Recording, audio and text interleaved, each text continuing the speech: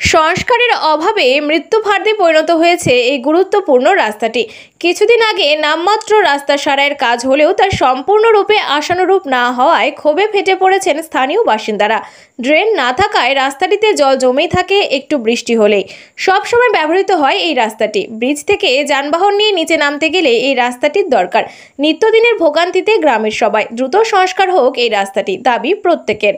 কুমারগঞ্জ ব্লকের ব্রিজ থেকে নেমে কুমারগঞ্জ থানা যাবার রাস্তাটির বেহাল দশা। এই রাস্তার মাধ্যমে কুমারগঞ্জ থানা, Kumarganj college, Kumarganj high school, Kumarganj Kalibari বাজার, কুড়াহা 10 মাইল মাঝিয়ান একাধিক গ্রামের বাসিন্দারা যাতায়াত করেন। নিত্য প্রয়োজনীয় কাজে সবসময় ব্যবহৃত হয় এই রাস্তাটি। মিলন মন্দিরে নার্সারি, প্রাথমিক ও মাধ্যমিক স্কুলের ও কলেজের ছাত্রছাত্রীরা এই রাস্তায় যাতায়াতের ফলে সমস্যার সম্মুখীন হচ্ছেন।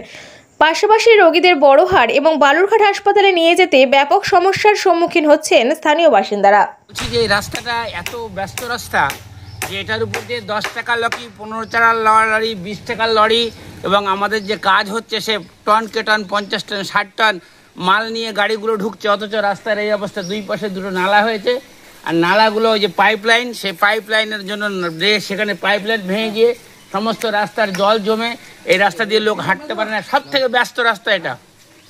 থানা এবং বাস স্ট্যান্ড দুটোর জন্যই এই রাস্তাটা একদম সম্পূর্ণ খুব দরকারি রাস্তা, অথচ এই রাস্তারই এই অবস্থা। কি কি আছে এখানে? ব্যাংক আছে, স্কুল আছে, থানা আছে, সমস্ত রকম কিছু আছে, যত কিছু সব এদিকে যাওয়ার এটাই রাস্তা। এবং এটা দিয়ে 10 মাইল হয়ে যাচ্ছে লোকে, একদম আপনার মেন রাস্তায় উঠে যাচ্ছে।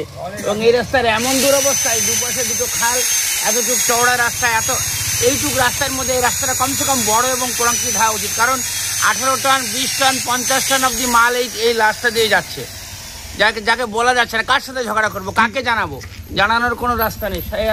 দেখুন কিভাবে জল জমে আসে সমস্ত বাচ্চা। আপনাদের দাবিটা কি? আমাদের দাবি হচ্ছে রাস্তাটা ভালো হোক, চওড়া হোক এবং রাস্তাটা যেন উঁচু হয়, তাহলে এই যে জল যাতে না হয়। পাশে ড্রেনও হোক। ড্রেন তো হওয়ার জন্য অনেকবার এসছে, রাস্তা কেউ ছাড়ছে না। ড্রেন কি করে হবে? আমাদেরই দোষ বলতে হবে। তবু রাস্তাটা যদি। আমার নাম স্বপন চ্যাটার্জি, কুমারগঞ্জ ঠাকুরবাড়ি যে বাড়িটা দেখছেন এটাই আমার বাড়ি। এবং এখানে আমরা দীর্ঘদিনের স্থায়ী 1957 সাল থেকে আমরা এখানটায় আছি।